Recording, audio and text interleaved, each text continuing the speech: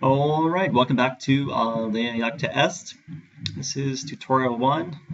It's probably been about a week since I've made a tutorial. It's been a pretty hectic week, and I've basically just moved up to DC. And the place I'm staying at is sort of adjacent to a high school, so you might hear some band music in the background, but we'll see how it goes. Okay, a couple of announcements. One is I upgraded my version from the press version to the actual official release, and it seems that uh, the previous game was not save the game compatible from the press version to the official release. So I do have the backup of it, but I'm not able to use it with the official release, and I kind of want to use the official release because I had fixed uh, some of the tooltip problems and things like that. So basically, I've started over. But anyways, today's tutorial 21, I'm just going to briefly show you because it's super simple, QWERTY. And people have been clamoring for strategic advice. So I'm going to try to talk about some of the moves and some of the ideas I'm thinking about at a turn two. And again, I'm starting with Caesar versus the Pompey scenario. I'm going to be Caesar. I may be entering a minefield here. I'm trying to stay away about giving strategic advice, but people at least want to hear something, so I'll talk about it. And any strategic advice, there's not really one way. It depends on a lot that's happening. Anyways, let's you aren't able to see me press it, but if I press Q, or W, if I press Q, I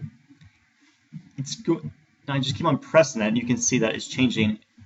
What it's showing us are all the locked units. Now, you should know from a previous tutorial that a locked unit is a unit that is stationed in one location permanently or there for a certain number of turns to promote historical gameplay. Now, so Q just takes you forward, W takes you back through your locked units. Now, that's an option.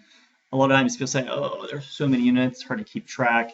So that's a way you can kind of go through and see where they are.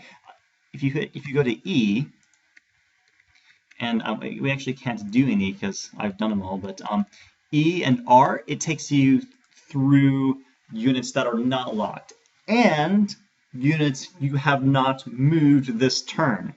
Okay, so maybe let's see if we can do an example. I have these guys going to the Illyrian Forest. I'm just going to back them out, and there we go. So now I press E. So I go to Q. We'll just go to some other unit, and I press E. It takes me back to this forest here. Okay, so what E and R, E just takes you forward, and R backs you up through your different units. It shows you units that are A, unlocked, and B, you have not moved during this turn. In other words, you have not sent them orders. So it's a great thing to check to see, okay, are there units that I have not sent orders this turn? Just press E, just quickly press it, dun, dun, dun, dun, and you can see. T and Y are basically E and R, but for the Navy. Okay, now this is turn two, and okay, let me just kind of explain some of my strategic gameplay, because I'm really going to try to play it this time.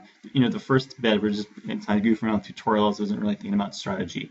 Okay, what I've done is I sent Caesar to take Rome, and now I want to, again, have a hard push west, minimum push right, and do a much better job at holding Italia and Sicilia. In addition, I've immediately started to raise forces this time. So if you click on the eagle, you can actually, we've already done it, but I've started to immediately spend money. There's one legion, supply trains, another legion up here, kind of in a good location. Can easily go west or can go down to central Italia if needed. So I've raised money. I've used some options to increase national morale. I've also been using here's a decisions option to try to basically get them to have a chance for them to surrender. So I'm trying to use some of the new features. In the meanwhile, I've taken all of the unlocked units and have them going places east or west to meet up with other units. You generally want to develop force en masse. So there's not really any reason to have just a random unit out there unless you just want it for scouting purposes. Okay, so I'm going to go here and take Massilia again in our rear, and then we'll push into southwest here of Gaul. I'm going to try to do a much better job of holding Italy, and I started to raise forces immediately to that effect. And I'm going to start pushing east, west. What we know with Pompey in the scenario is he's either going to choose west or east. So one of those places is going to be vulnerable, and I want to be able to take advantage of that. Okay, so the other thing was I'd like to mention about sort of overview strategy. I'm combining my naval fleets to make sure they're all led by a leader, and that otherwise you get command penalties and they're slower and they have some other negative effects. So I don't want I don't want a fleet out there that's just it's not led by a leader. Just it's not really a good idea. It's not the best. Okay, so I do have Caesar moving south again because we just need to go down there and take Sicilia. And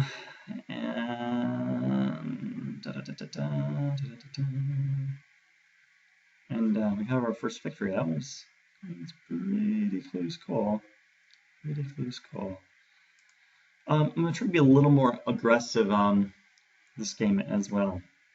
Okay, so QWERTY. It's a little thing, but it's a great tool to use to see your locked units, your unlocked units that you haven't used, and hopefully I've given you a couple ideas for one way to do some overall strategy at the beginning of the game. All right, see you next time.